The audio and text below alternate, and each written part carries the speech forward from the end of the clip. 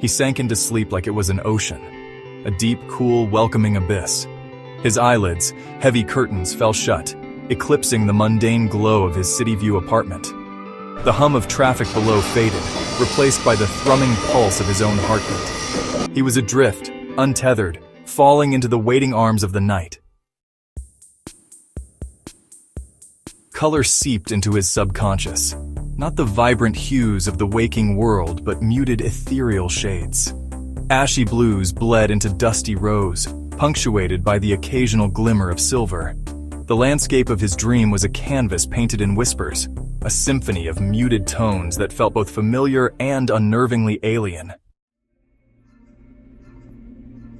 Through a violet haze, they materialized, women of impossible grace, their movements fluid as smoke. Their eyes, pools of liquid starlight, held the wisdom of 1,000 galaxies. They were draped in shimmering fabrics that seemed to shift and change with the patterns of the nebulae swirling around them. He found himself drawn to them, his feet moving soundlessly over the obsidian ground. They spoke in whispers, their voices like chimes in the celestial wind. Their words were enigmatic, laced with cryptic pronouncements about the nature of reality and the secrets hidden within the fabric of the universe. His apartment, his familiar refuge, flickered at the edges of his awareness. The drone of traffic outside his window blended with the celestial music of his dream.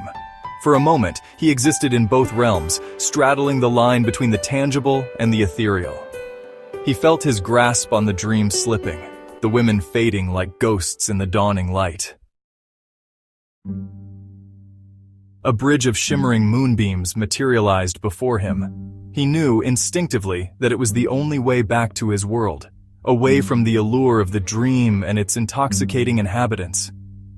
With a pang of regret, he turned away from the fading figures of the women and stepped onto the luminous path.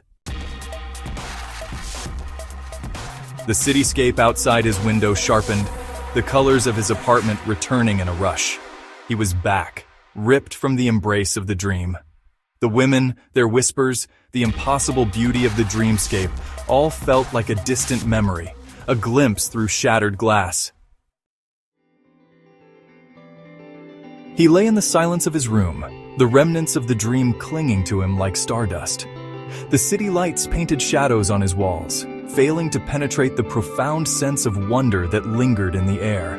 The experience, though fleeting, felt profoundly real, as if a hidden door in his mind had briefly opened, offering a glimpse into another dimension. As the first rays of dawn pierced through the cityscape, he rose from his bed. The world seemed different, imbued with a subtle luminescence, an echo of the dream's ethereal glow.